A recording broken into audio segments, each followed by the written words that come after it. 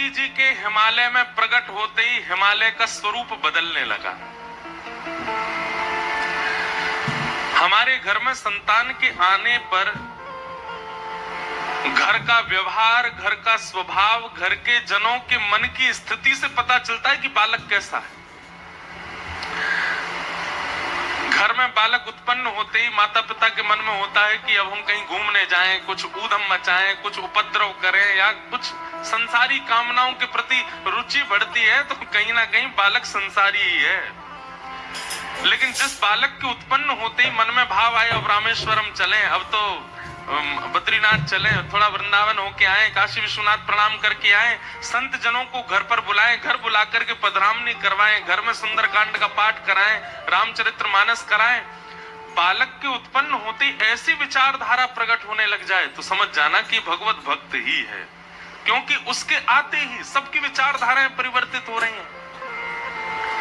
पार्वती जी के हिमालय में प्रकट होते ही, ये हिमालय जहां संतों का निवास अति बताया जाता है, हमें दिखता नहीं है पर हिमालय में लाखों संत रहते हैं, गिरी कंदरा में रह करके भजन कर रहे हैं। ये कब से प्रारंभ हुआ? जब से पार्वती जी का वहां प्रादुर्भाव हुआ। ऐसी योजनाएं बनने लगी कि वहां भोगी व्यक्ति रह ही नहीं सकता। हिमालय में भोगी व्यक्ति नहीं रह पाएगा, हिमालय में तो योगी ही रह सकता है। और इन योगियों को अपने योग साधना के लिए अनुकूल हिमालय कब से लगने लगा? जब से पार्वती जी का प्रादुर्भाव हुआ।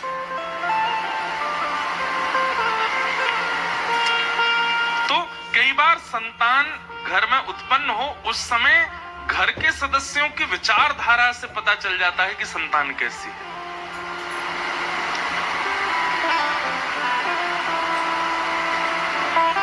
पार्वती जी का प्रादुर्भाव हुआ। आहा, सब जगह समाचार पहुंच गया, पर्वतराज हिमालय की पुत्री ने जन्म लिया है। संत जन हिमालय पर जाकर के अपने अपने डेरा जमाने लगे, शुभ संकेत होने लगे, सब जगह भजन साधना आदि सब योग बल प्रारंभ होने लगा। नारद जी महाराज को जब ये समाचार पड़ा कि हिमालय के यहाँ पुत्री ने जन्म लिया है, नारद जी पहुंचे और हिमालय ने खूब स्वागत किया, सत्कार किया, संत पधारे।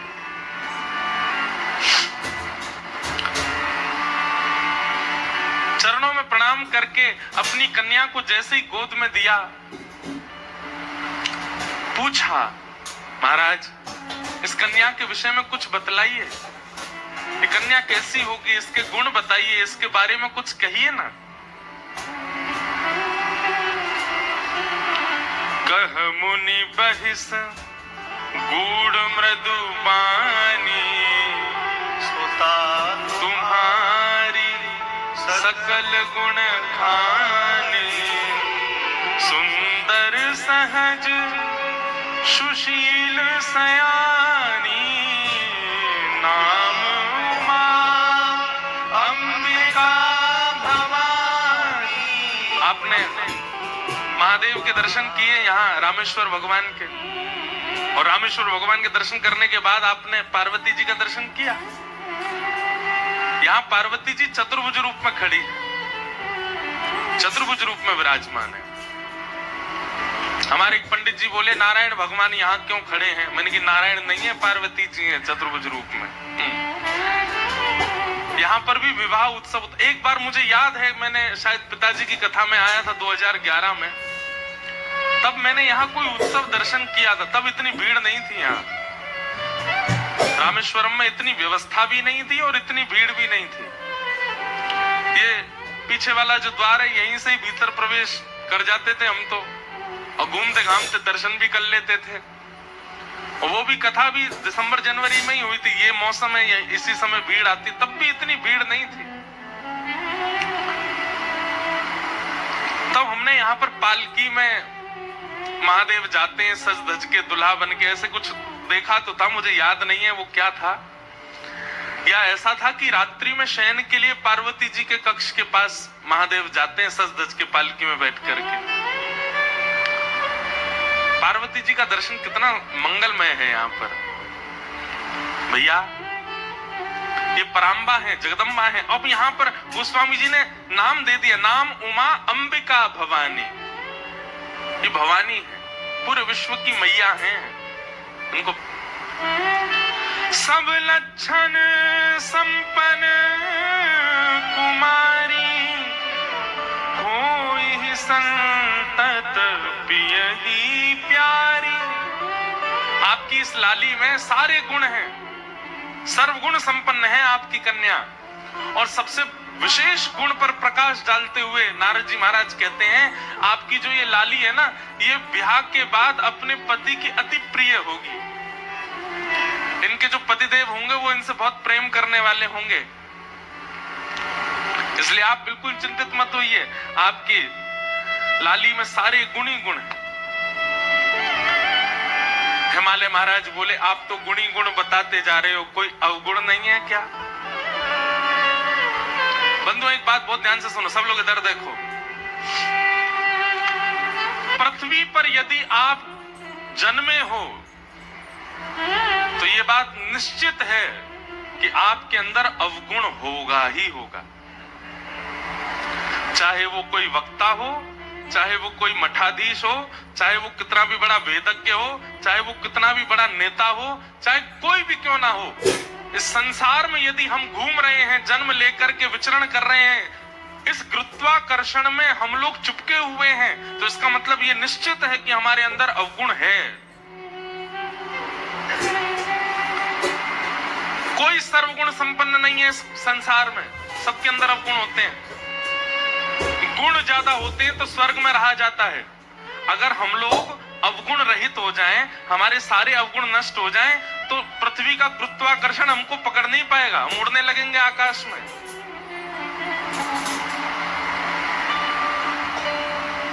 वायु में तैर के पहुंच जाओगे धनुषकोडी। आप पृथ्वी पर स्थिर हो, इसका मतलब है कि आप में अवगुण है, इसीलिए पृथ्वी ने आपको पकड़ करके रखा है। गुण ज्यादा होंगे तो स्वर्ग मिलेगा, अवगुण ज्यादा होंगे तो नरक मिलेगा। दोनों बराबर होंगे तब पृथ्वी पर आता है मानव। अब पृथ्वी पर आकर के कर्मानुसार या तो गुण बढ़ा ले या अवगुण बढ़ा ले, वो उसके हाथ में होता है। भगवान 50-50 करके भेजते हैं मानव को। हमारा रेशियो बढ़ता घटता रहता है, क्योंकि हम लोग धाम में बैठे हैं, तीर्थ में बैठे हैं, कथा सुनने के लिए स्पेशली छुट्टी लेकर के काम वाम छोड़ के आए, तो ये बात निश्चित है कि हमारे अंदर गुण 50 से 55% होंगे। लेकिन इसका मतलब ये नहीं कि अवगुण बिल्कुल नहीं है, 45% अवगुण है हमारे भीतर, इसीलिए हम पृथ्वी पर। अच्छा एक बात आपको बड़ी विचित्र बताएं, हमारा उद्देश्य क्या है, लक्षण क्या है? हमको 100% गुण करने हैं क्या? नहीं। अगर गुण की मात्रा बहुत ज्यादा हो गई तो स्वर्ग मिलेगा, शिवलोक नहीं मिलेगा, रामलोक नहीं मिलेगा, कृष्ण लोक नहीं मिलेगा। भागवत जी कहती हैं भगवत धाम की प्राप्ति के लिए तो शून्य होना पड़ेगा, गुण भी नहीं अवगुण भी नहीं, दोनों शून्य हो। आप कहोगे ये कैसे संभव होगा? स्वयं भगवान बताते हैं, असहाय की सहायता करके, परोपकार करके अपने पापों को कम करो। दूसरों की सहायता करने से पाप कम होते हैं, और उपस्थित भोग भोगने से, जैसे ब्याह कर लिया, धन हो गया तो गाड़ी खरीद ली, बढ़िया घर बना लिया, ये उपस्थित भोग हैं। इन उपस्थित भोगों को भोगने से पुण्य कम होते हैं। अब आप कहोगे ये शून्य हो गए, ये कैसे पता चले? जित देखूं उतित श्याम मई है, जिसको देखो उसमें ही राम जी दिखने लग जाएं, जिसको देखो उसमें ही गुण दिखने लग जाए, समझ जाना पाप और पुण्य दोनों शून्य हो गए। बहुत विस्तृत है ये भाव, हमने सूक्ष्म में सुना दिया है। हिमालय जी बोले आपने तो पार्वती जी में सारे गुणी गुण बता दिए, हमारी लाली में कोई अवगुण नहीं है।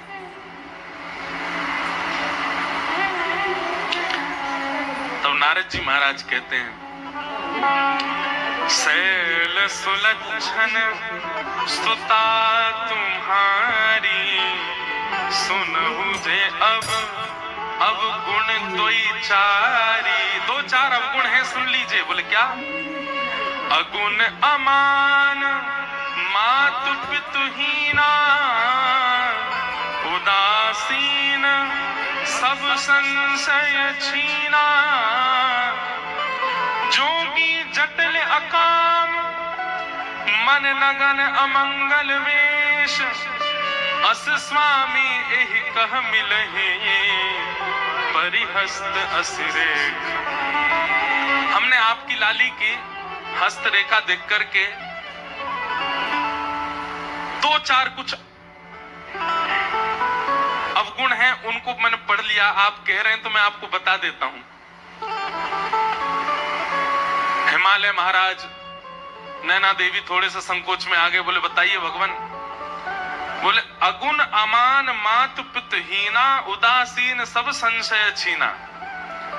आपकी लाली का जिनसे ब्याह होगा वो कैसे होंगे? बोले अगुण, उनमें कोई गुण नहीं होगा, सारे गुणहीन। जैसे गुण किसे कहते हैं? हमारे दामाद जी बड़े सरल हैं, हमारे दामाद जी बड़े अच्छे हैं, हमारे दामाद जी बड़े बुद्धिमान हैं, हमारे दामाद जी बड़ा मीठा बोलते हैं। ये सारे दामाद के गुण हैं। आपके जो दामाद जी होंगे वो अगुण होंगे, उनमें कोई गुण नहीं होगा। आप किसी दूसरे से कह नहीं सकते कि हमारे दामाद जी में ये गुण है। अगुण और अमान, मान रहित होंगे। कभी अगर दामाद जी आए और आप उनका स्वागत सत्कार नहीं करो तो उनको बुरा नहीं लगेगा, क्योंकि वो अमान है, वो मान रहित है। और तीसरी बात तो ऐसी बताई कि महाराज मैना देवी तो अपने छाती पे हाथ रख के बैठ गई। बोले क्या? मातु पितहीना, आपके जो दामाद जी हैं उनके माता पिता नहीं है। आपके जो दामाद होंगे, मतलब आपकी लाली के सास ससुर नहीं होंगे। आज की कन्या होती तो खुश हो जाती, आज की कन्या होती तो बड़ी प्रसन्न हो जाती, बढ़िया हमारे सास ससुर ही नहीं है, केवल पति देव हैं। लेकिन नैना देवी बोली ये कैसा बेटा? बोले फिर ये इसका जन्म कहां से हुआ? बोले कि पूरे विश्व को यही जन्म देते हैं, आपके जो दामाद जी होंगे इनको कोई जन्म नहीं देता। मातु पितहीना, उदासीन सब संशयहीना। उदासीन है, अंतर्मुखी, इसको अंग्रेजी में कहते हैं इंट्रोवर्ट। अपमान सम्मान इनसे कोई, बहुत सम्मान कर दो तो प्रसन्न हो जाए ऐसा भी नहीं है, अपमान कर दो तो बुरा मान जाए, नहीं, कुछ नहीं। दाल रोटी खिला दो तो भी राजी, कुछ मत खवाओ भूखे रखो तो भी राजी। ऐसे उदासीन होंगे आपके दामाद जी। जोगी जटिल अकाम मन नगन अमंगल भेष। नारद जी को इतना सच भी नहीं बोलना था, पहले ही डरा दिए माता पिता इतने। बोले कैसे होंगे? बोले जोगी जटिल, जटिल किसको कहते हैं? बोले बिल्कुल जड़ के भांति जो होता है। अकाम मन, बोले काम दूर दूर तक स्पर्श नहीं करेगा उनको। अकाम मन, कोई कामना नहीं होगी उनके मन में। जिनकी नगरी में आप बैठे हो उनके गुण सुन लीजिए। अकाम मन और नगन अमंगल भेष। सब लोग सावधानी से सुनो। बोले कैसे होंगे जिनसे इनका ब्याह होगा? बोले नग्न, वस्त्र पहना दो तो ठीक, नहीं पहनाओ तो कोई बात नहीं। अमंगल भेष। एक कथा में एक महात्मा जी से सुन रहे थे।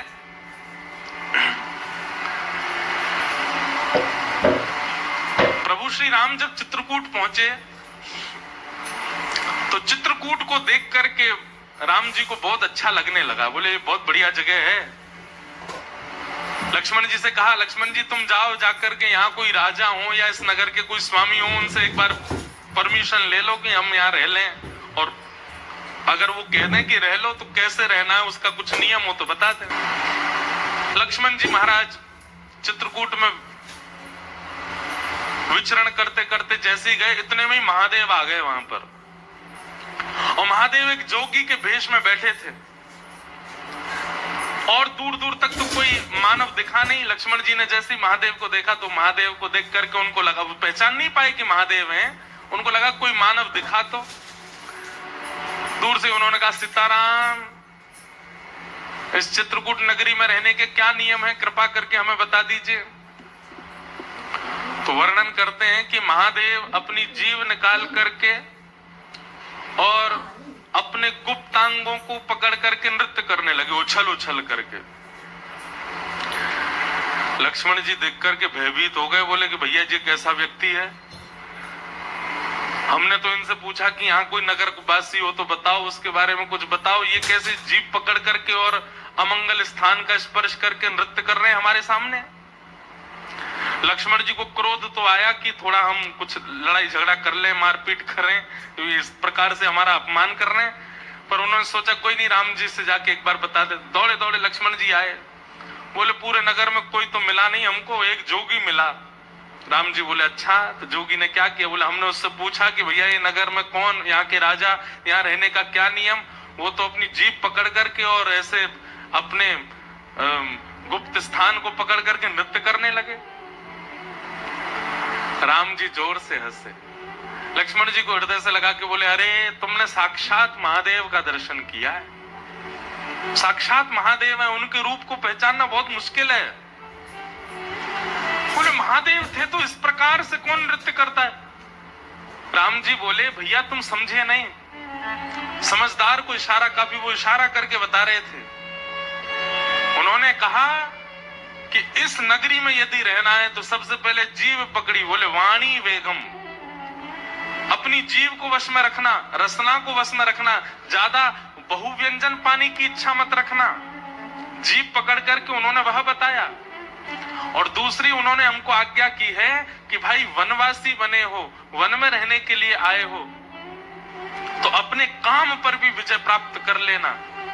इन दो चीजों पर विजय प्राप्त करके वन में रहा जा सकता है, ये संकेत किया है उन्होंने। लक्ष्मण तुम समझ नहीं पाए। लक्ष्मण जी तो बड़े भाव हो गए, बताओ महादेव सामने आए, मैं उनको पहचान भी नहीं पाया। राम जी ने दूर से सुनकर के बता दिया कि वो महादेव है। तो ऐसे हैं महादेव।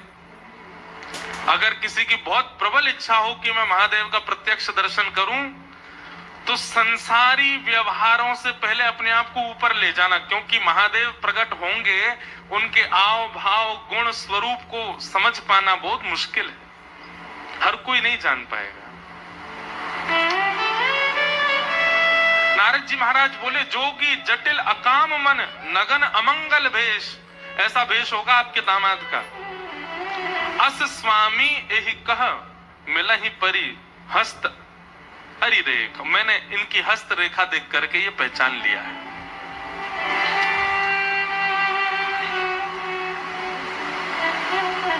नैना देवी, हिमालय महाराज तो बिल्कुल नेत्रों में आंसू आ गए। ऐसी सुकोमला, ऐसी प्यारी पुत्री, और उस पुत्री के लिए ऐसा वर बता रहे हैं। नारद जी कुछ करिए ना, ये तो पूरा माता पिता को जीवन भर यही प्रतीक्षा रहती है कि हमारी बेटी कितनी भी सुंदर हो, कितनी भी योग्य बने, पर उसका दामाद, उसका जो पति हो वो बहुत सुंदर आवे, बहुत सहज आवे, उसके अनुकूल आवे। आप कैसा बता रहे हैं? हमको तो बड़ी घबराहट हो रही है मन में।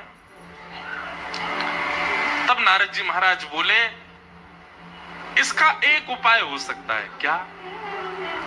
बोले जितने गुण लक्षण हमको पार्वती जी की रेखा देख करके और इनके मस्तिष्क को पढ़ करके दिख रहे हैं, ये सारे गुण लक्षण यदि किसी दैव पुरुष में हो और उनसे इनका ब्याह हो जाए तो मंगल हो जाएगा। यदि ये सारे अवगुण किसी मानव में होंगे तो वो मानव उचित नहीं है, लेकिन ये सारे गुण लक्षण अगर किसी देव में हो और उनसे इनका ब्याह हो जाए तो मंगलकारी होगा।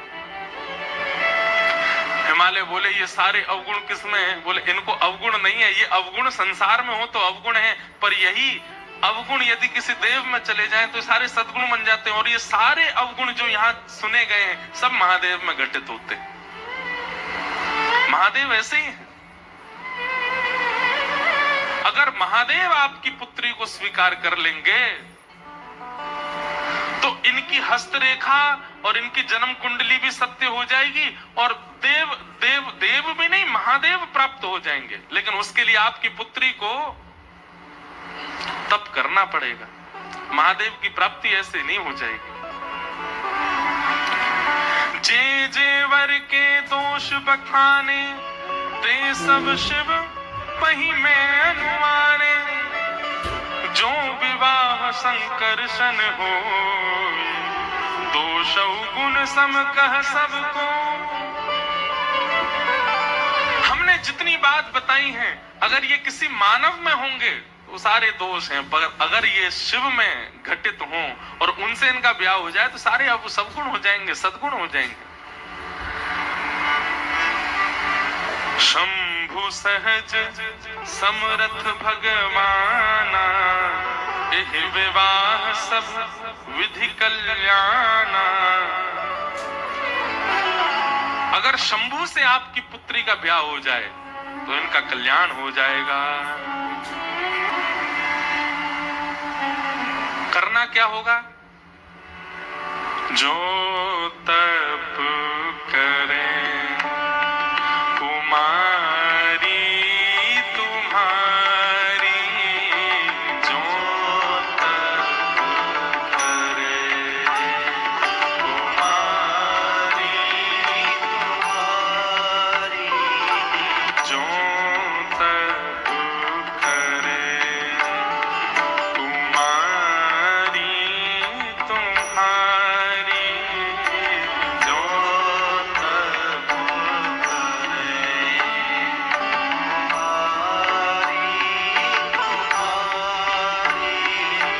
भावी मीट सकहि त्रिपुरारी।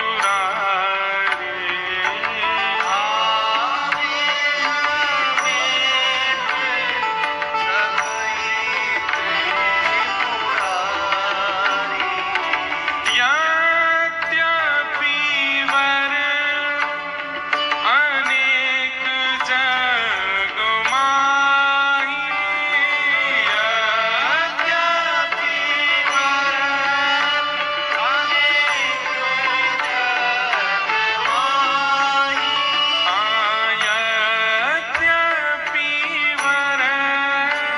अनेक जग माही, यद्यपि वर अनेक जग माही, पर आपकी पुत्री के लिए एही कहाँ शिव तज दूसर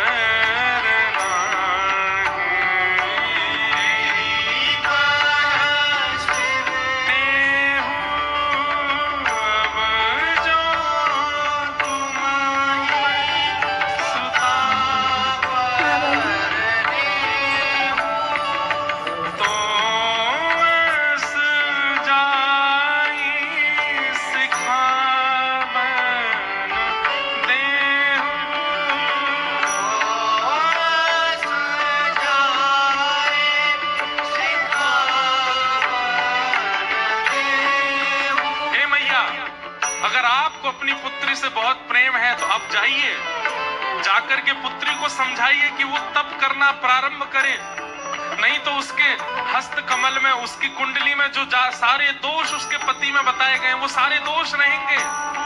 अगर उसने तप किया तो तप के प्रभाव से उसको देवादिदेव महादेव प्राप्त होंगे और उसके सारे पति के अवगुण सगुण बदल जाएंगे।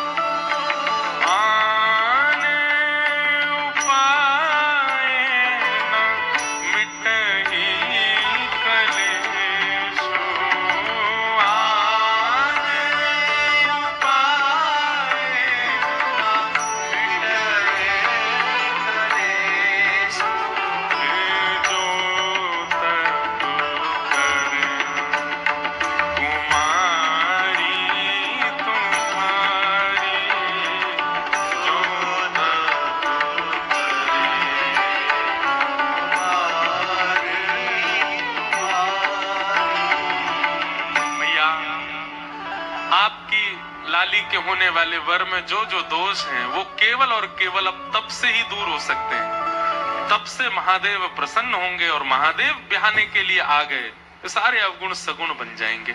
आप जाओ, जाकर के अपनी पुत्री को कहो कि वो तप करना प्रारंभ करे। ये व्रत की जो परंपरा है ये पार्वती जी से ही प्रारंभ हुई है। सुयोग पति की प्राप्ति के लिए जो व्रत किए जाते हैं ये पार्वती जी से ही प्रारंभ हुए। अब एक बात कह दें, बुरा नहीं मानिएगा, लेकिन आपने खूब व्रत किए फिर भी नहीं मिले वैसे जैसे चाहिए थे, तो सबसे पहली बात तो मन में विचार करके व्रत नहीं करना, ऐसे ही पति चाहिए। ठाकुर जी पे छोड़ो, ठाकुर जी आप कृपा करके जैसे प्रदान कर देंगे हमें स्वीकार है, बस हम व्रत कर रहे हैं कि हमारा भक्ति भजन भाव उसमें कटौती करने वाले पति ना मिले हमको, उसमें श्रेष्ठ मिल जाए। लेकिन खूब व्रत किए उसके बाद भी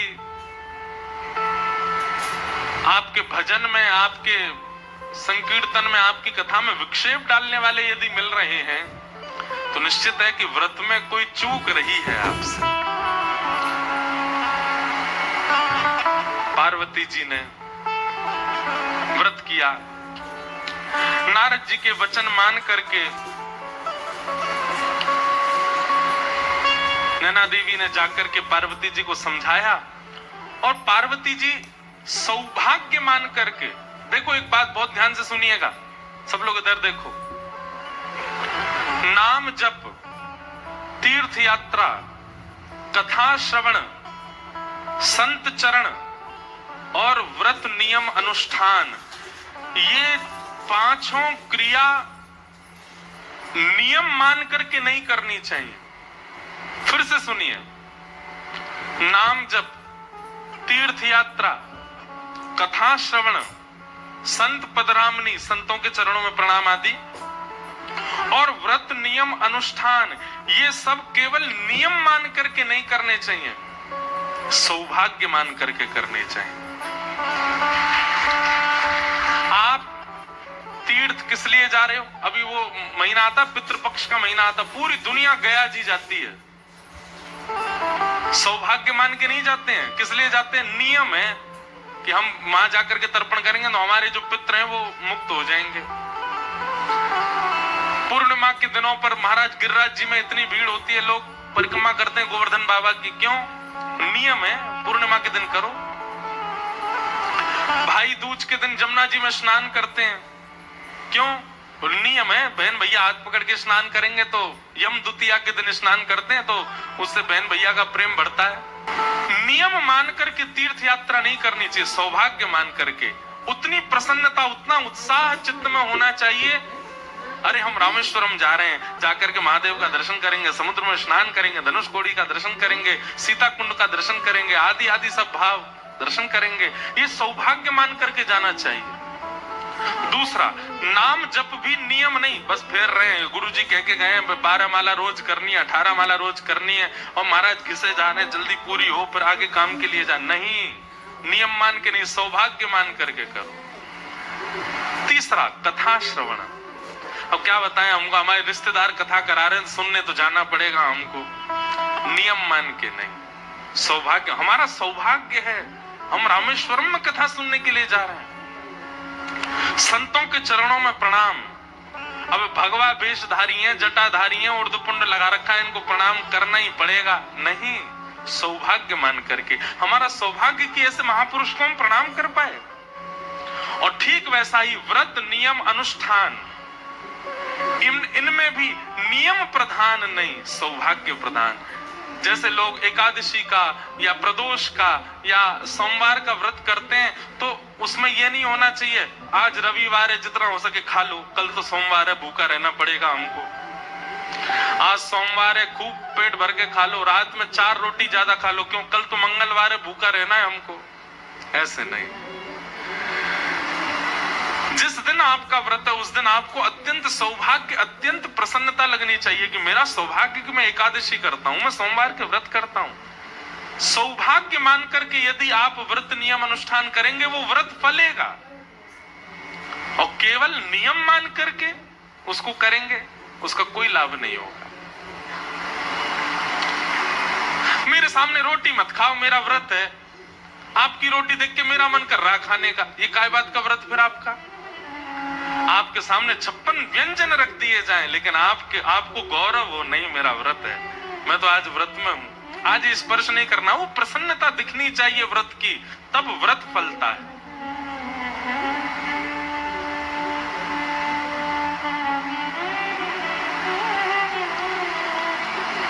और जैसा तप बता करके गए, उर्धरि उमा प्राणपति चरणा, जाई विपिन लगी तप करना। पार्वती जी अपने हृदय में श्री महादेव का चिंतन करके निकल पड़ी हैं तप करने के लिए।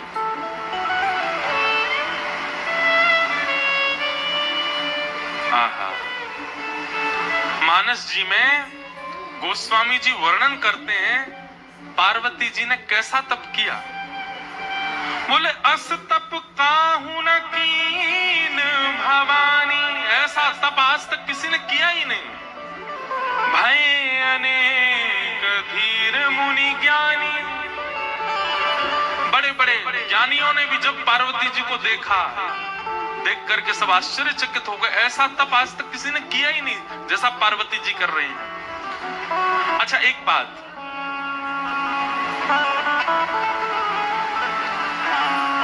व्यवस्था में तप करना, जैसे कि पार्वती जी अत्यंत रूपवान हैं, पार्वती जी के पिता अत्यंत संपन्न हैं, जन्म से ही लाड़ प्यार और सब प्रकार की अनुकूल परिस्थितियां पार्वती जी ने देखी हैं, और उसके बाद में इस प्रकार का तप कर रही हैं, ये आश्चर्य की बात है। और जिस व्यक्ति ने बचपन से ही कुछ देखा ही नहीं, बिल्कुल अभाव ही देखा, वो तप कर ले तो कोई बड़ी बात नहीं, उसने बचपन से तप किया है। लेकिन पार्वती जी, उन्होंने तो जीवन में अभाव देखा ही नहीं है, और आज वे जाकर के तप कर रही हैं, तो उनका तप अति विलक्षण है। आहा,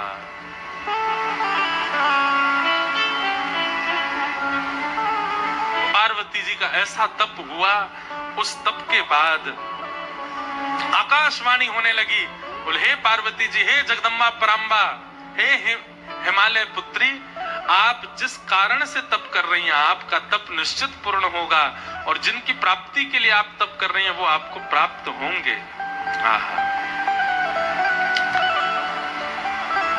पार्वती जी के विषय में बताया गया। और अब यहाँ महादेव की स्थिति सती जी के जाने के बाद की बता रहे हैं। जब ते सती जाई तनु त्यागा, तब ते शिव मन भयउ विरागा। एक तो महादेव पहले से ही वैराग के रूप में रहते हैं, लेकिन सती के प्राण त्यागने के बाद अब महादेव और वीतराग हो गए और वैराग्य में आ गए। जपहि सदा रघुनायक नामा, जहां तहां सुनहि राम गुण ग्रामा। राम जी का स्मरण करते हैं, और जहां भी कथा होती है महादेव बिन बुलाए पहुंच जाते हैं और पूरी कथा श्रवण करते हैं, केवल राम राम राम चिंतन करते हैं। ऐसे वीतराग, ऐसे वैराग्य में महादेव जाते चले गए। ऐसे ही चलते चलते चलते बहुत समय निकल गया। बंधुओं, गोस्वामी जी महाराज आगे जो वर्णन कर रहे हैं, उस भाव को पढ़कर के एक मन में भाव आता है। हम भजन की श्रेष्ठता किसमें मानते हैं? हम भजन की श्रेष्ठता मानते हैं कि हमारे भजन से हम जिसका भजन कर रहे हैं वो प्रकट हो जाए। हम इसी को भजन की श्रेष्ठता मानते हैं। राम जी का इतना स्मरण किया, इतना ध्यान किया महादेव ने। प्रगटे राम कृतज्ञ कृपाला, प्रगटे राम कृतज्ञ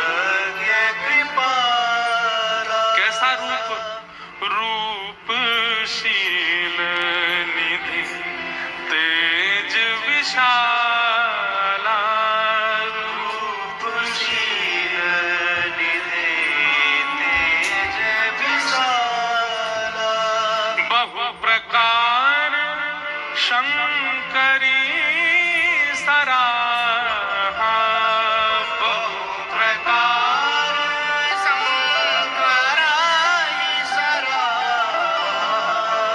तुम बिन सुव्रत को निर्वाहा तुम बिनु अस व्रत को निर्वाह सती के जाने के बाद महादेव ने ऐसा व्रत किया, ऐसा तप किया, ऐसा स्मरण किया राम जी का कि राम जी को प्रकट होना पड़ा। प्रसन्न मुद्रा में श्री राम जी प्रकट हो गए महादेव के सामने। आगे जो हुआ वो अद्भुत है। नियम तो आज तक हमने ऐसा सुना है कि देव प्रकट होकर के कहते हैं कि वरदान मांगो, परंतु राम जी प्रकट होकर के महादेव से कह रहे हैं हमको वरदान दे दो। महादेव की प्रतिज्ञा से, महादेव के तप से राम जी प्रकट हो गए और प्रकट होकर के राम जी महादेव से बोले हम आपसे बहुत प्रसन्न हैं, आपके भजन से बहुत प्रसन्न हैं, अब हम आपसे कुछ मांगना चाहते हैं। ये तो उल्टा ही हो गया। भजन उसको श्रेष्ठ मानो कि आराध्य प्रकट होके कहे कि हमको कुछ दे दो। अब बिनती मम सुनहु शिव जो मो पर निज नेह जाई विवाहु शैल जही यह मोहि मांगो दे।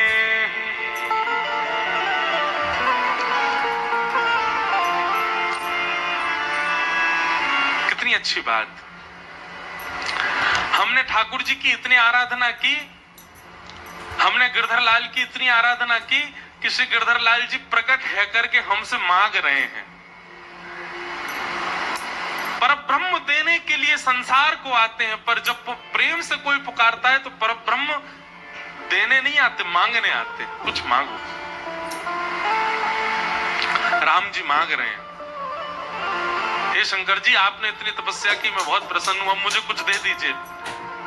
शंकर जी हंसने लगे, बोले क्या आपको क्या दूं, आपके पास तो सब कुछ है। बोले बस हम कुछ मांगना चाह रहे हैं, वो हमको दे दीजिए। बोले क्या चाहिए?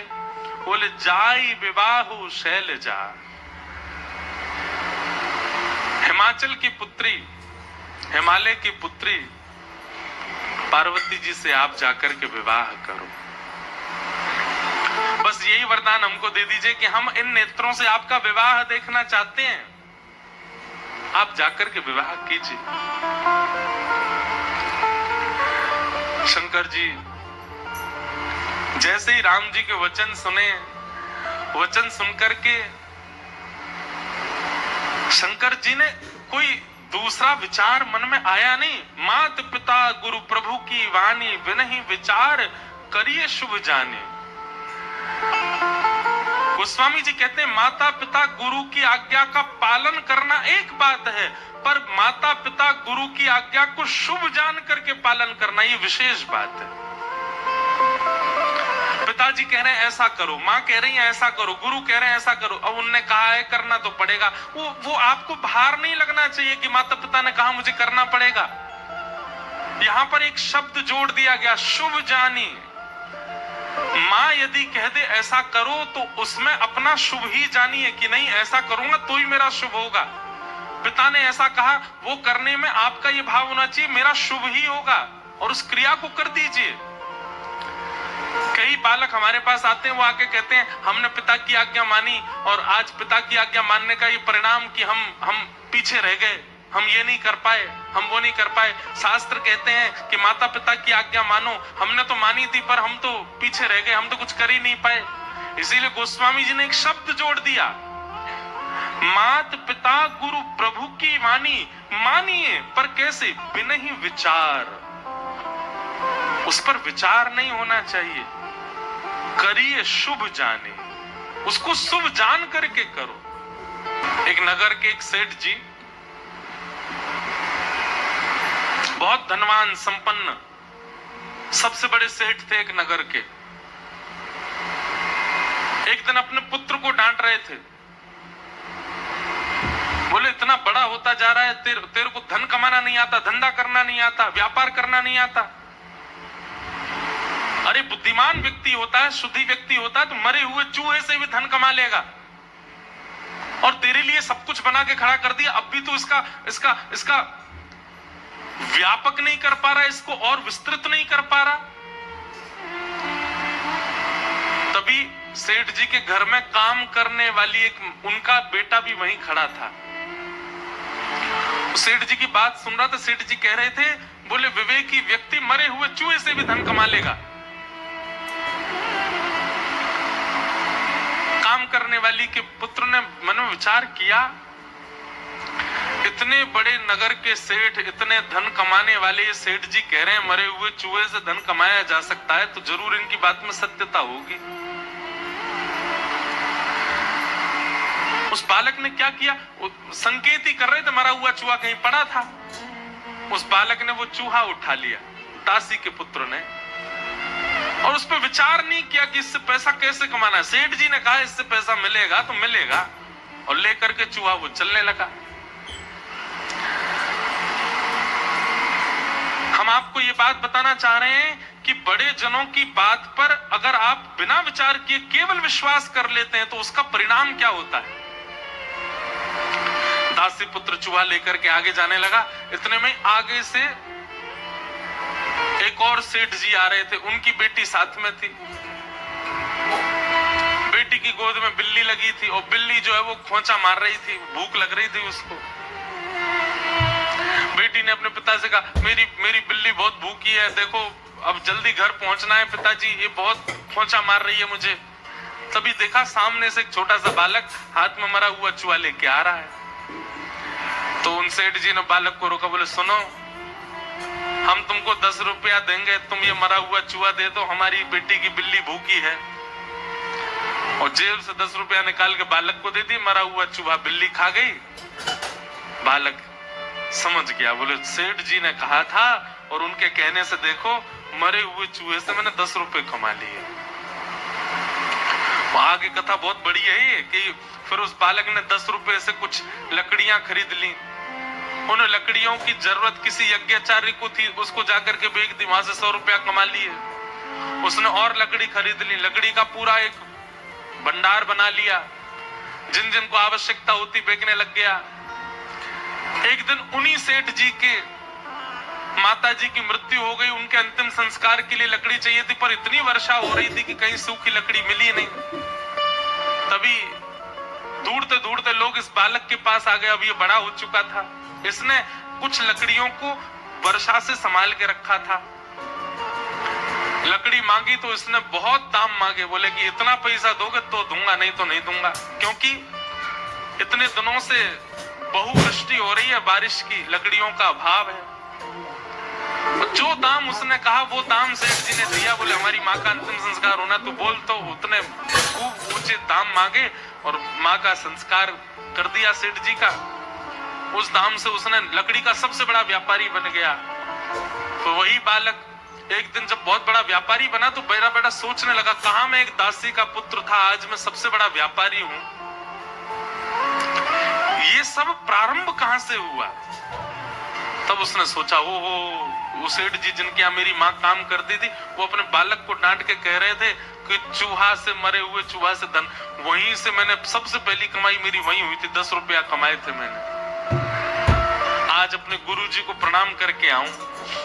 और बालक सोने का चूहा बना करके ले गया, छोटा सा, और सेठ जी के पास गया, उनके चरणों में रख करके बोला, जय हो मेरे गुरुदेव, आपके एक वचन का मैंने बिना विचार किए पालन किया, विश्वास करके पालन किया, आज मैं पूरे विश्व का, नगर का राजा बन गया हूं आपकी कृपा से।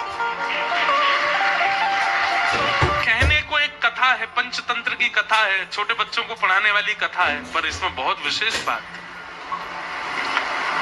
हम व्यासपीठ पे बैठ के, रामेश्वरम तीर्थ में बैठ करके कह रहे हैं, वैसे तो यहाँ बच्चों की संख्या कम है, पर हमको सुनने वाले बच्चे ऑनलाइन बहुत ज्यादा हैं, उनसे हम कहना चाह रहे हैं,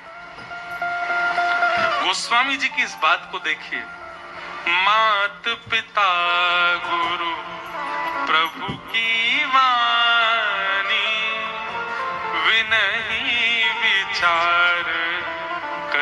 शुभ जानी। सबसे पहले बात तो माता पिता की आज्ञा मानना शुरू करो, और फिर दूसरी बात, माता पिता की आज्ञा में बिना ही विचार, उसमें विचार मत करो, करिए शुभ जानी। अरे जिन राम के देश में हम रहते हैं, दशरथ जी की आज्ञा मान करके तुरंत, बहुत विशेष बात।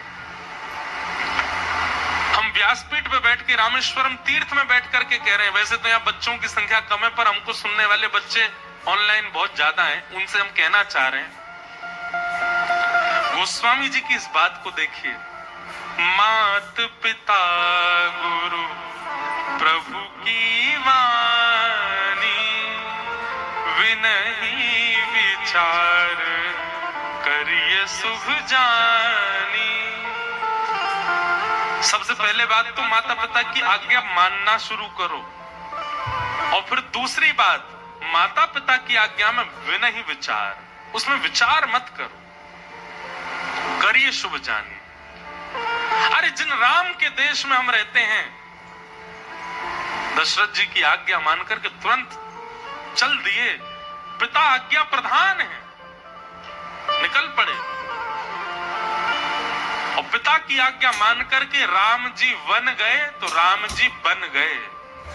आज राम बन गए, आज राम बन गए, आज सब राम जैसा बनना चाहते हैं। इसलिए कई बार आपको लगेगा कि माता पिता की बातें आपके लिए अनुचित हैं, वो उचित नहीं है।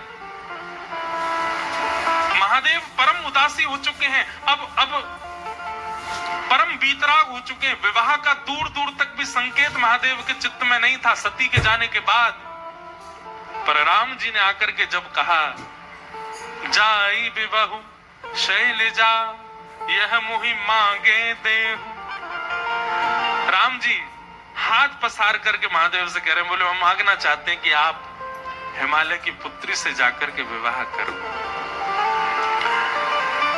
सुनते ही महादेव खड़े हो गए, बोले आपकी जो आज्ञा, आप जो कहेंगे करेंगे, उसमें कोई किंतु परंतु वाली बात नहीं, हम करेंगे विवाह। हाँ।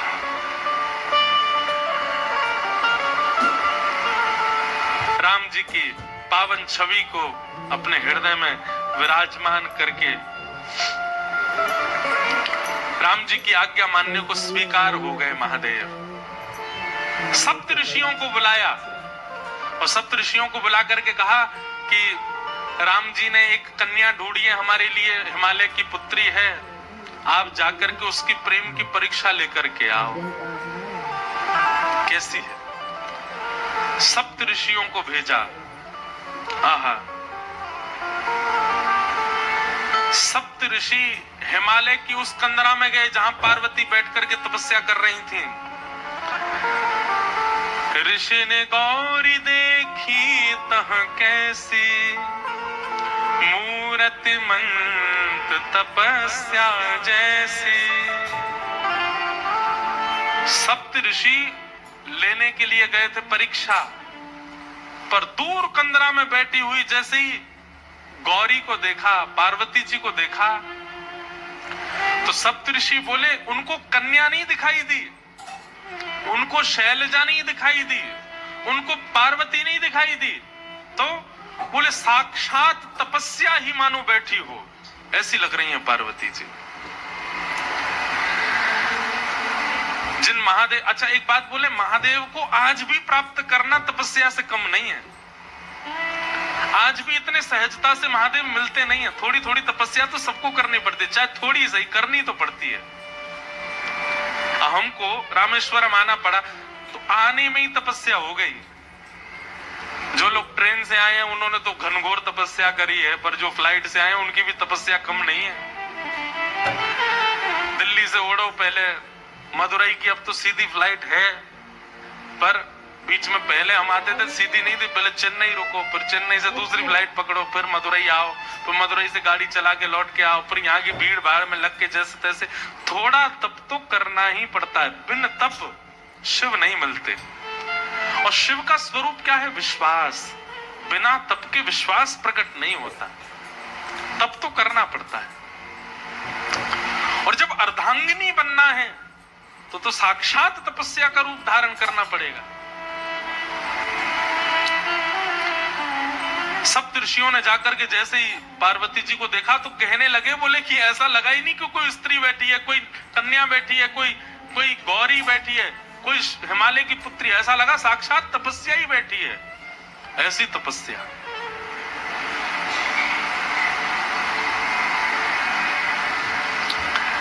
सप्त ऋषियों ने पहले तो देख करके आनंदित हो गए, लेकिन कहा कि महादेव की आज्ञा है, जाकर के इनकी परीक्षा लें। सप्त ऋषियों ने जाकर के परीक्षा ली। बोले बताओ हे कन्या, तुम यहाँ बैठ करके क्यों तपस्या कर रही हो? तुम्हारी तपस्या का कारण क्या है? पार्वती जी कह रही हैं,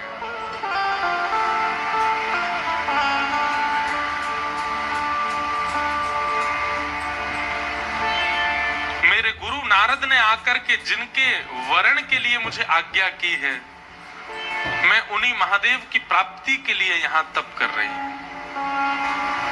उन्हीं महादेव की प्राप्ति के लिए यहाँ बैठी। पार्वती जी की बात सुनकर के सप्त ऋषि हंसने लगे। बोले किनसे ब्याह करना चाहती हो? बोले महादेव से।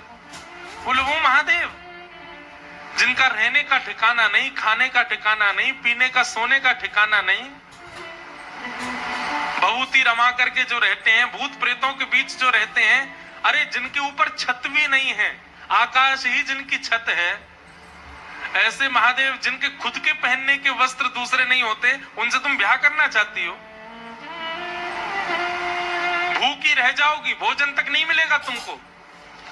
कैलाश में रहते हैं, इतनी शीतल हवा चलती है वहां, ओढ़ने के लिए कंबल तक नहीं मिलेगा, भोजन करने के लिए अन्न तक नहीं मिलेगा। महादेव की जितनी अप्रशंसा हो सकती थी, ऋषियों ने महादेव की आज्ञा से की पार्वती जी के सामने। उनसे ब्याह करने का क्यों मन बनाती है? हमने तुम्हारे लिए उचित वर देखा, तुमने तपस्या तो की, तुम्हारा तप व्यर्थ नहीं जाएगा। हमने तुम्हारे लिए एक उचित वर देखा है, उससे तुम्हारा ब्याह करा देंगे। सप्त ऋषि बोले हमने तुम्हारे लिए देखा श्रीपति नारायण, शंख चक्र गदा पद्म नारायण, वैकुंठ निवासी,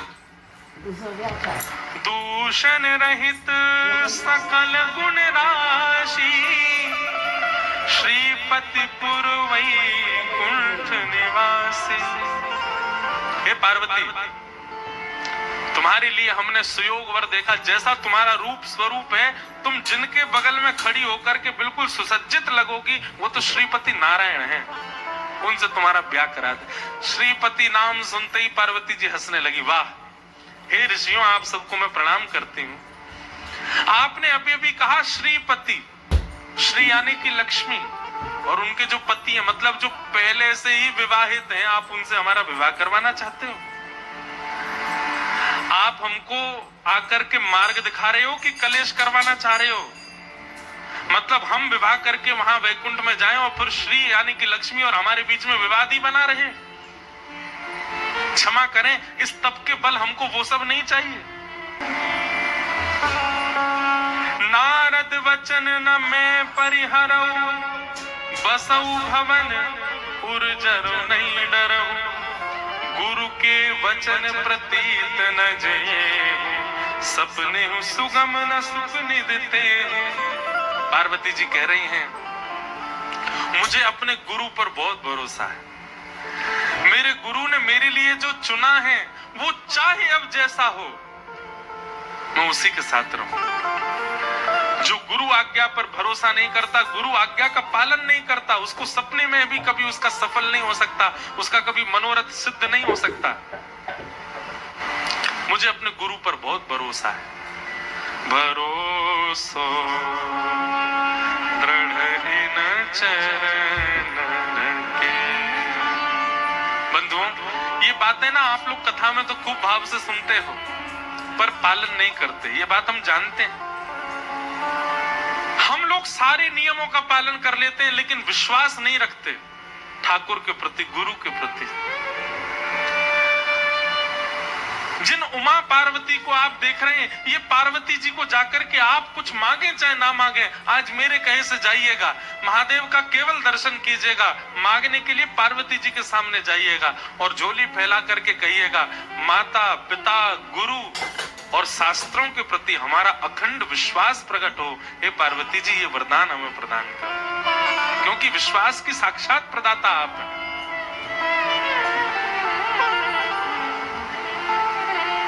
आजकल की माता जी होती तो अब तक सप्त ऋषियों की बात सुनकर के श्रीपति से ब्याह कर लिया। आजकल की माता जी तो ये सोचती है ठीक है, श्री को हम देख लेंगे, हम ही अधिपत्य संभालेंगे वैकुंठ में, ऐसे के संग थोड़ी रहेंगी जिसकी इतनी निंदा कर रहे हैं सब लोग। अरे कहां तक कहें, पार्वती जी ने पहले तो गुरु विश्वास को अटल दिखाया कि मेरा मेरे गुरु के प्रति भरोसा है, वो जैसे भी चुन के लाएंगे मैं उनसे ब्याह करने को तैयार हूं। आहा, और यह पंक्ति तो इतनी अद्भुत है पार्वती जी की।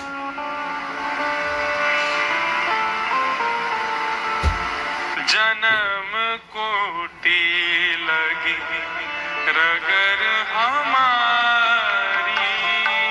जन्म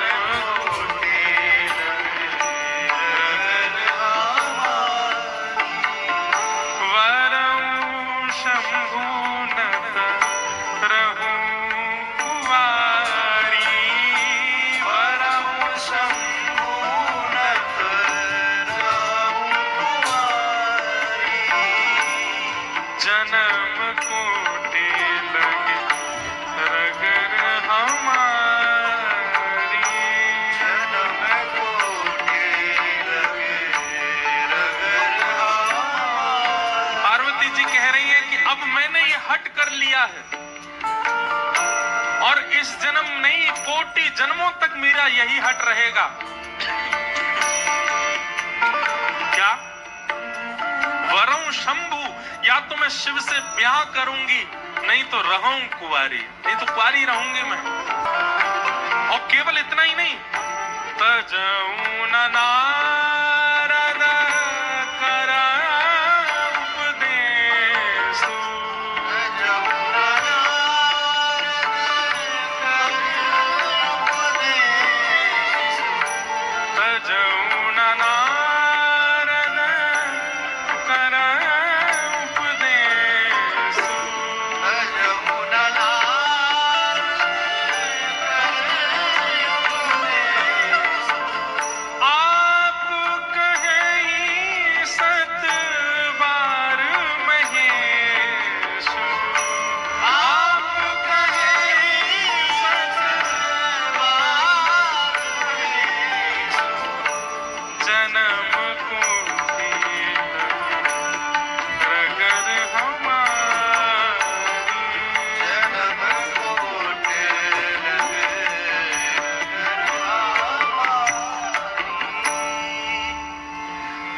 गाते हुए मुझे भागवत जी के रास पंचाध्याय का स्मरण होता है।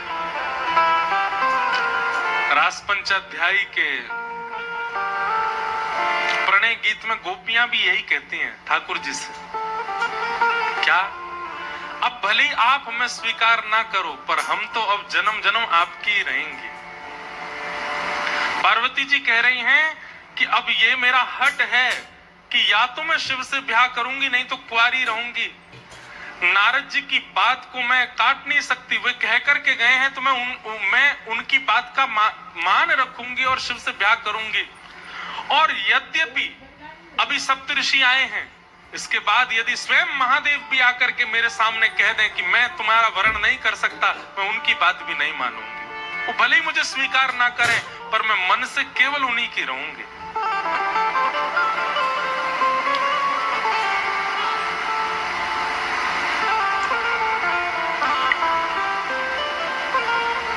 बात हम कहते हैं, व्यक्ति ने संसार में हर वस्तु की जिद की और जिसकी जिद की उसको पा लेता है। आपने देखा कभी?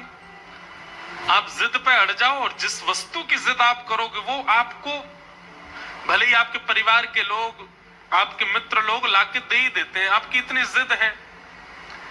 पर कभी किसी व्यक्ति को ठाकुर जी के लिए जिद करते हुए देखा नहीं। लेकिन एक सूत्र बता रहे, जिसने भी जिद की उसने पा लिया ठाकुर जी को। मीराबाई ने जिद की। एक दिन बारात जा रही थी और छोटी सी मीराबाई अपनी माँ से जाकर के कहती, माँ ये क्या हो रहा है, नीचे इतने ढोल नगाड़े बज रहे हैं, सब नाच रहे हैं, जी क्या हो रहा है? माँ ने कहा, अरे एक बींगड़ी के लिए उसका बींग, उसका पति, होने वाला पति दुल्हा बन करके घोड़ी पर चढ़ के जा रहा, उसके परिवार के लोग सब नाच रहे हैं और ये जाएगा और किसी की लाली से जाकर के ब्याह करेगा, फिर सदा उसको अपने पास ही रखेगा। देखते देखते मीराबाई के मन में आया, मैया मेरा बींद कब आएगा? छोटी सी मीरा, मेरे पति कब आएंगे? और मेरे पति कौन है? मेरा बींद कैसी बारात लेके आएगा? उसकी बारात में कैसे लोग नाचने वाले होंगे? बड़ी माताएं बहनें सब हंसने लगी। अरे मीरा, तू तो छोटी सी, कैसा हट करती है, अभी तो बहुत समय तेरे ब्याह में।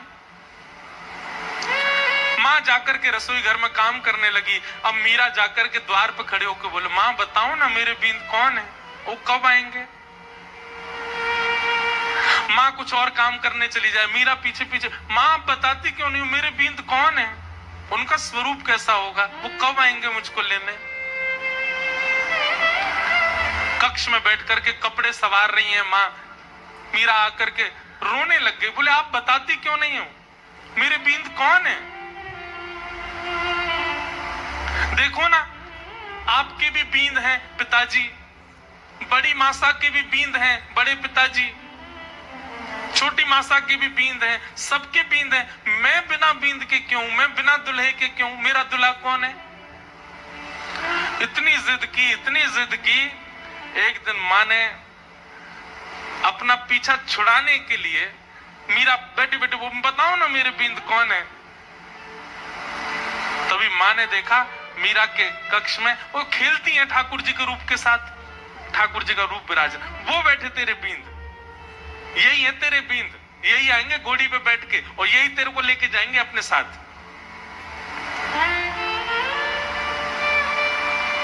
मीरा ने जैसे ही देखा गिरधर लाल को, माँ की बात थी तो पीछा छुड़ाने के लिए, पर मीरा को इतना विश्वास हो गया माँ की बात पर, मीरा को अब वो कोई और दिखे ही नहीं, उनके प्रति कोई और भाव आया ही नहीं। जो पहली बार बारात देख करके उस बींद को देख करके लगा था ये किसी से वरण करने दुल्हा जा रहा है, वैसी भावना उनको ठाकुर जी को देख करके आने लगी, ये भी आएंगे, घोड़ी पर बैठ के आएंगे, खूब सारे बाराती होंगे। और भैया संसार के दुल्हा जब जाते हैं तो संसारी बाराती जाते हैं, अब जब मेरे दुल्हा ही गिरधर गोपाल हैं तो इनकी बारात में तो शंकर जी आएंगे, नारद जी आएंगे, इंद्र आएंगे, ब्रह्मा जी आएंगे, देवताओं की बारात आएगी। ये सारे ख्वाब मीराबाई बनाने लगी। अब वे जब भी गिरधर को देखती हैं ये भाव रखती ही नहीं है कि ये पाषाण है, ये मूर्ति है, ये भगवान है, मेरे बींद है। कुंवर भोजराज के साथ जब विवाह निश्चित कर दिया घर के लोगों ने, मीराबाई अपनी मां से जाकर के रोती हैं, मां आपने झूठ क्यों कहा मुझसे, आप तो पहले मुझे बता चुकी हैं कि मेरे बींद, मेरे पति तो वो हैं, और ये आप किसी अन्य राजकुमार, मेवाड़ के राजकुमार को सामने बैठा करके हमारा भाव करवा रही हैं। मां ने हंस के कहा, बोले वो तो मजाक में कहा था, वो तो ऐसे ही तू बालिका थी ना इसलिए कह दिया था। बोले आपने मजाक में कहा था, पर मैं तो तब से इनको ही पति मानती हूं।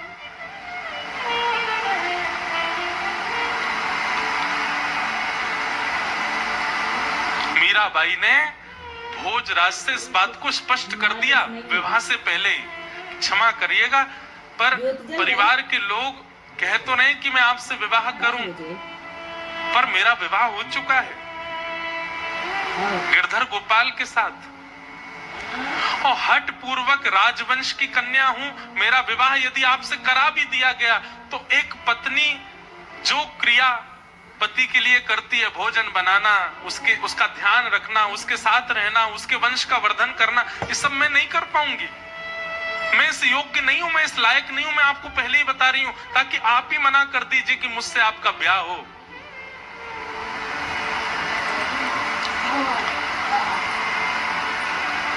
कुंवर भोजराज नेत्र सजल हो गए उनके, और वो बोले, किसने कहा कि मैं आपको पत्नी वर्ण करके लेके जाने वाला हूं?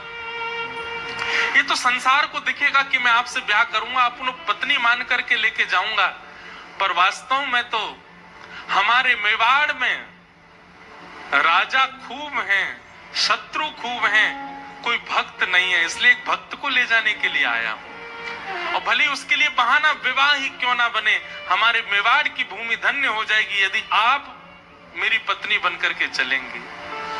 एक भक्त का पदार्पण मेवाड़ में हो जाएगा तो मुझे निश्चित है भक्त आएंगे तो ठाकुर को आना पड़ेगा। मैं इसलिए आपसे विवाह कर रहा हूं। मेरे विवाह के पीछे और कोई कारण, मीरा चरित्र बहुत अद्भुत है बंधु, अब मैं उसमें चला गया तो फिर मैं मीरा जी के बारे में ही बोलता रहूंगा। और वो हुआ, मीराबाई मेवाड़ की भूमि पर गई, इसीलिए हमारे श्री गोवर्धन नाथ, हमारे श्रीनाथ जी ब्रज छोड़ करके मेवाड़ चले गए, नाथद्वार द्वार में विराज गए। नाथ द्वारा में इस बार गिरधर लाल जी का उत्सव है, वहां पर किसके लिए गए? क्योंकि मीराबाई घूमी है मेवाड़ में, वो चरण पधरा के आ चुकी है मेवाड़ में, इसलिए गए ठाकुर जी। अजब कुमारी के लिए गए मेवाड़। मीराबाई का जब ब्याह होना था ना, अगले दिन ब्याह होना है, रात्रि में ही मीराबाई ठाकुर जी को हृदय से लगा के सो रही हैं, रो रही हैं। मैं आत्मा से तो आपकी हो चुकी हूं, पर मेरे तन का विवाह माता पिता कहीं और कर रहे हैं। लेकिन बस एक बार आपसे प्रार्थना करके ये जानना चाहती हूं, आप मेरे तन को भी स्वीकार कर लीजिए ना, कोई और स्वीकार कर, उससे पहले एक बार आप कर लीजिए ना।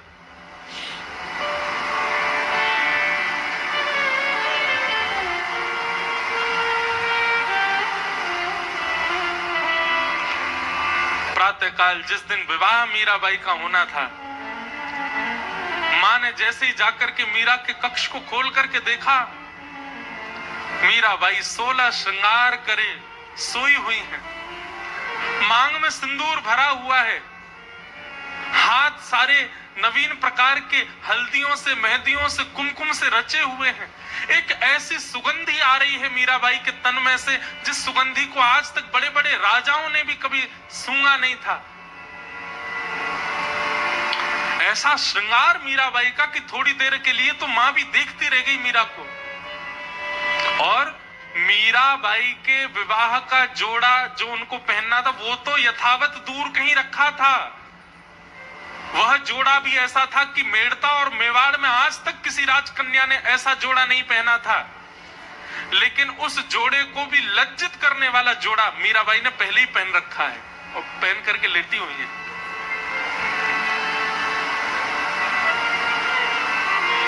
मां ने जाकर के मीराबाई को उठाया, मांग में सिंदूर, पैरों में महावर लगे हैं, एक नया जोड़ा पहन रखा है, गले में मंगलसूत्र, विवाह हो गया मीरा का, मानो इस अवस्था में पड़ी है।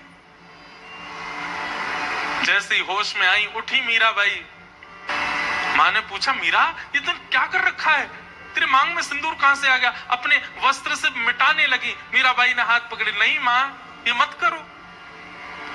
पैर के महावर छुटाने लगी, हाथ की हल्दियां मिटाने लगी। मीराबाई अपने आप को समेट के किनारे ले गई, मां ये सब मत करो।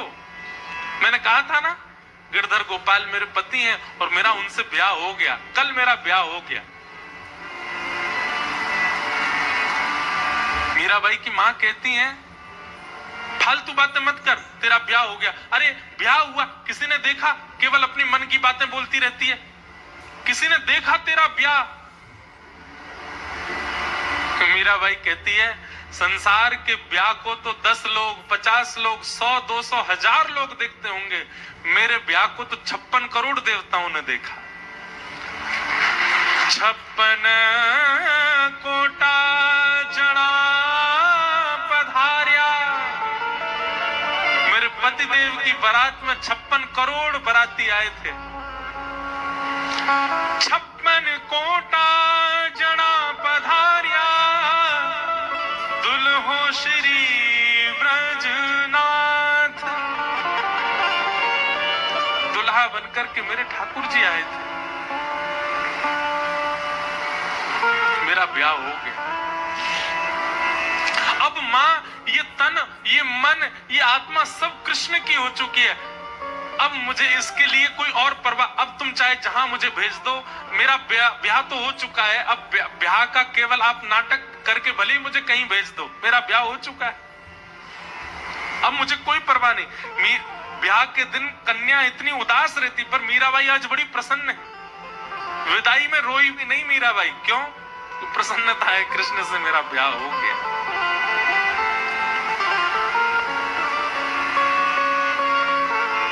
कहने का अभिप्राय क्या?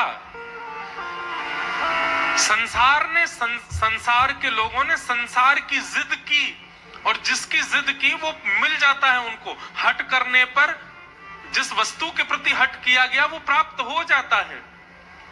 पर हमने कभी ठाकुर जी के लिए हट किया ही नहीं, हमने ठाकुर जी के लिए जिद की नहीं। कल की एक घटना बताएं।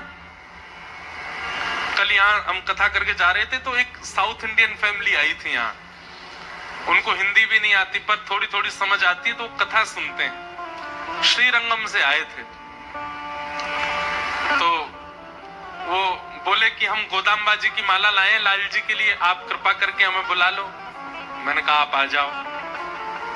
हम स्वाध्याय में और भ्रमण में इतने व्यस्त हैं कि हम किसी से मिल नहीं पा रहे हैं। तो हमने उनको बुलाया।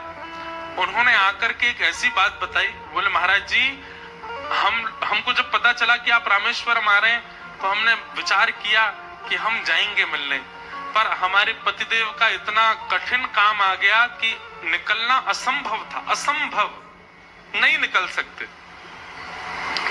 बोले जब असंभव हो गया निकलना, तो मैंने मनी मन लाल जी से कहा कि हे लाल जी, हमें लगता आपको हमसे मिलना नहीं है, इसलिए आप हमको बुला नहीं रहे हैं। जैसे हमारे यहाँ राधा रानी है, वैसे दक्षिण में रामानुज संप्रदाय में श्री गोदाम्बा जी है। गोदाम्बा जी को श्री जी का स्वरूप माना जाता है। उनका और ठाकुर जी का यहाँ नित्य विहार की कई चर्चाएं होती हैं। अभी समय भी नहीं है, नहीं तो मैं सुनाता कई भाव। तो बोले हमने वहीं बैठे बैठे आपके लाल जी को एक प्रलोभन दिया। मैंने क्या दिया? बोले हमने कहा हे लाल जी, यदि आपने हमको बुला लिया तो हम अंडाल यानी कि श्री रंगनाथ भगवान के समीप विराजने वाली गोदाम्बा जी की गले की पहनी हुई माला आपके लिए लेकर के आएंगे। मतलब किशोरी जी की गले की माला लेके आएंगे आपको पहनाने के लिए। आप कैसे भी हमको बुला लो। बोले महाराज जी, हम रात में आपके लाल जी का चिंतन करके ये कह के सोए हैं कि हे लाल जी, अगर आपने हमें बुला लिया तो हम गोदाम्बा जी की गले की माला आपके लिए लेके आएंगे। बोले सुबह जब हम उठे, नित्य क्रम में लगे थे, तो हमारे पतिदेव का फोन बजा, और जिस कार्य के लिए हम रुक रहे थे वो कार्य जनवरी के लिए स्थगित हो गया, आगे बढ़ गया। और बोले पतिदेव हमारे इतने पर, बोले देखो लाल जी ने तुम्हारी सुन ली, हमारा कार्य 1 महीना टल गया, अब हम जा सकते हैं रामेश्वरम। बोले हम तुरंत मंदिर गए, गोदाम्बा जी की माला लिए, वो माला लेकर के आए। हमने कहा पहना दो लाल जी, और फिर गिरधर लाल जी ने वो माला स्वीकार की। ऐसे ठाकुर जी, कोई हट करे तो सही, कोई जिद करे तो सही, ठाकुर जी से ठाकुर जी करेंगे उसके लिए क्रिया। पार्वती जी क्या कह रही हैं? जन्म कोटि लगी रगर हमारी, क्या वरऊ शंभु न तरहूं कुआरी। ये हमारी जिद है, या तो हम महादेव से ब्याह करेंगे, नहीं तो कुआरी रहेंगे। और स्वयं महादेव भी आकर के अगर मुझसे कह दें कि वे मेरा वरण नहीं करेंगे, मैं उनकी बात भी नहीं मानूंगी, मैं तब भी उन्हीं को ही पति रूप में मांगूंगी।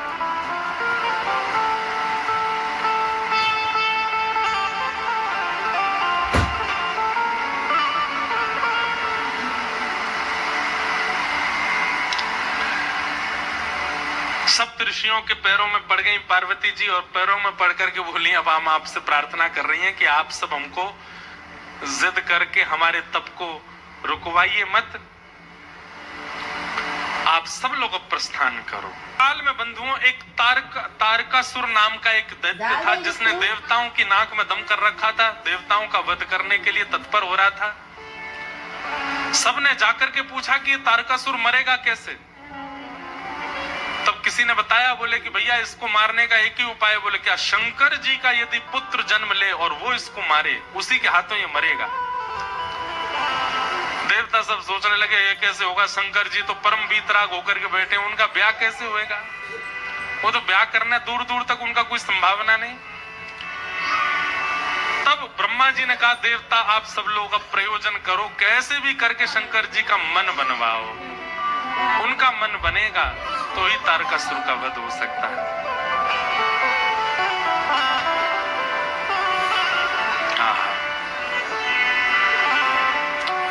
ये अमर है, ये ऐसे नहीं मरेगा। महादेव के पुत्र से ही इसका वध संभव है।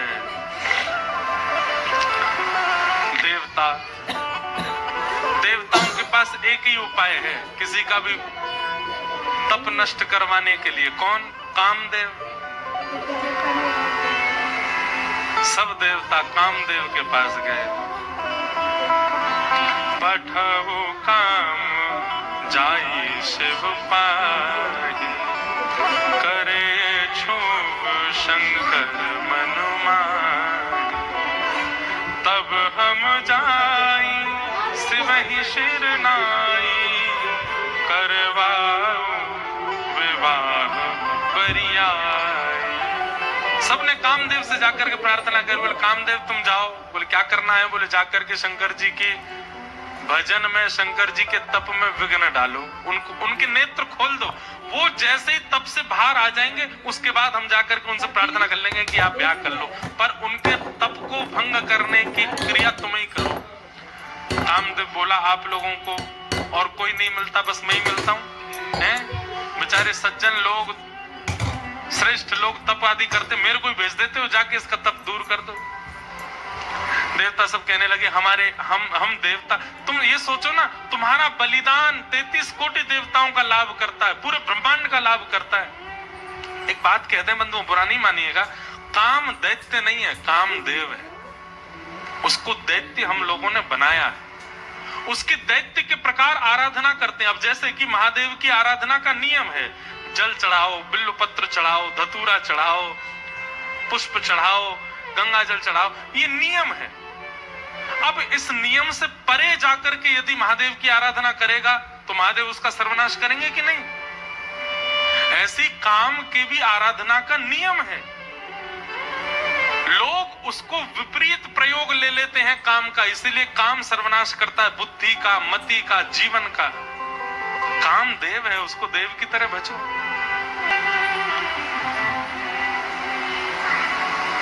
सब देवताओं ने जाकर के कहा, हे कामदेव तुम जाओ और जाकर के महादेव के तप को भंग करो। कामदेव बोले आप लोगों का कार्य सिद्ध होगा तो मैं चला जाता हूं। आहा, कामदेव और जगह तो बड़े सूक्ष्म रूप में जाता है, परंतु जब पता चला कि हमारे यजमान ही महादेव हैं तो प्रचंड रूप धारण करके गया। और प्रचंड रूप कैसा धारण किया? सबके हृदय मदन अभिलाषा, लता निहारी नवहि तरु शाखा, नदी उमगी अम्बदु कहु धाई, संगम करहि तालाब तलाई। अरे महाराज, कामदेव केवल चैतन्य के अंदर आ गया नहीं, जड़ में भी काम प्रकट हो गया। ऐसा कामदेव ने आकर के आक्रमण किया पृथ्वी पर। वृक्षों से लताएं लिपटने लगी, वहां भी काम का दर्शन होने लगा। तालाब तलाइयों से जाकर के मिलने लगे, वहां भी काम का दर्शन। नदियों की गति इतनी तीव्र हो गई, सब जाकर के समुद्र से मिलने लगी। आकाश पृथ्वी से मिलने के लिए उतावले होने लगे। पृथ्वी अपने आप को जगह जगह से उच्छलित करने लगी, उठने लगी, आकाश से मिलने के। सब काम में हो गया। पशु पक्षी नभ जल थल चारी, भय काम वश समय विसारी। सब काम, जिस जगह देखो वही काम का दर्शन हो रहा है। पशु पक्षी आपस में लगे हैं, सब प्रकार के भाव सब जगह प्रकट हो रहे हैं। मदन अंध व्याकुल सब लोका, निश दिन नहीं अब लोक ही को का।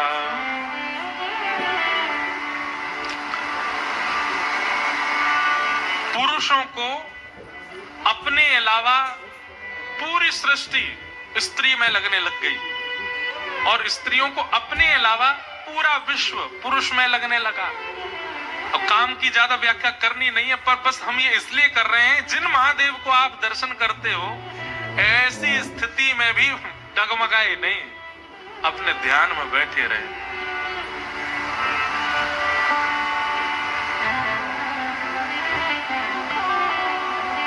आहा, और सबसे सुंदर चौपाई क्या, सबको अस्त व्यस्त कर दिया कामदेव ने। भय कामवश जोगिस तापस, पवरन की को कहें, देख ही चराचर नारी में, जे ब्रह्म में देखत रहे। जो सब में ब्रह्म देखते थे, सब में नारी दिखने लगी उनको। अबला विलो कहीं पुरुष में, नारियों को सब में पुरुष दिखने लगा। जग पुरुष सब अबला में, दुई दंड भरी ब्रह्मांड भीतर, काम कृत कौतुक अयम।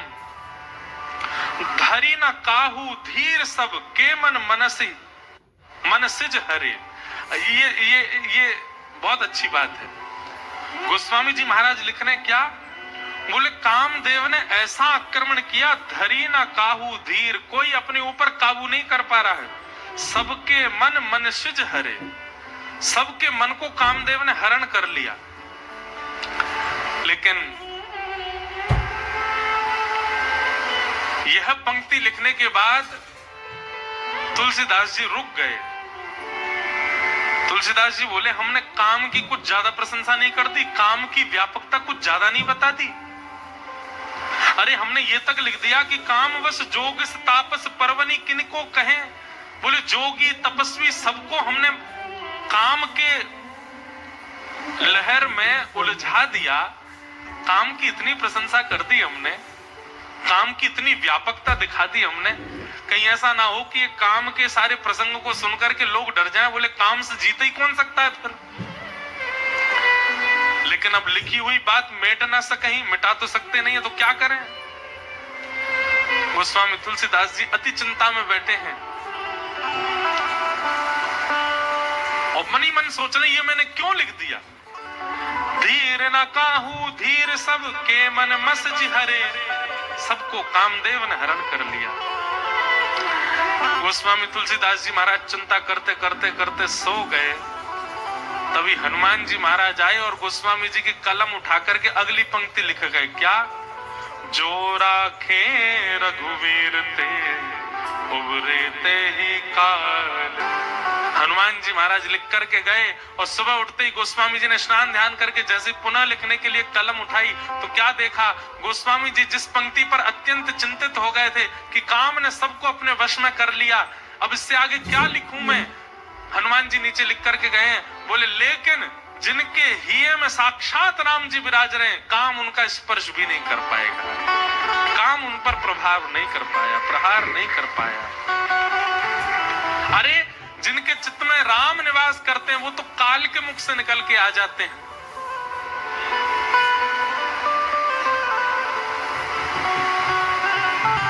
काम कैसे आक्रमण करे। सब जगह काम ने अपनी व्यापकता बिछा ली। अब कामदेव हिमालय की ओर गया, कैलाश पर गया और कैलाश पर जाकर के भी ऐसी सुंदर सुगंध उत्पन्न होने लगी, सुंदर सुंदर पुष्प होने लगे, जिनसे भी काम प्रकट हो जाए वो सारा वातावरण पूरे विश्व में प्रकट कर दिया। ऐसा प्रचंड काम प्रकट हुआ, लाखों वर्षों से तप कर रहे जोगी तपी भी अपने आप पर काबू नहीं कर पा रहे हैं। लेकिन शिव ही विलो कई ससंग के उमारू, भयउ जथार्थित सब संसार। सबको अपने वश में करने वाला कामदेव जैसे ही हिमालय पर गया, कैलाश पर गया, और कैलाश पर जाकर के जैसे ही उसने शंकर जी का दर्शन किया, शंकर जी को देखते ही काम भी उनके ऊपर मोहित हो गया। ऐसा सुंदर रूप, ऐसा सुंदर वदन, ऐसी सुंदर जटा, ऐसी शीलता, ऐसी सौम्यता, मानो कामदेव भी सामने बैठ गया और शंकर जी का दर्शन करने लगा। उनके रूप को देख करके कामदेव भी मोहित होने लग गया। एक बड़ा प्रसिद्ध आजकल गीत चलता है महादेव का, मुझे बहुत अच्छा लगता है।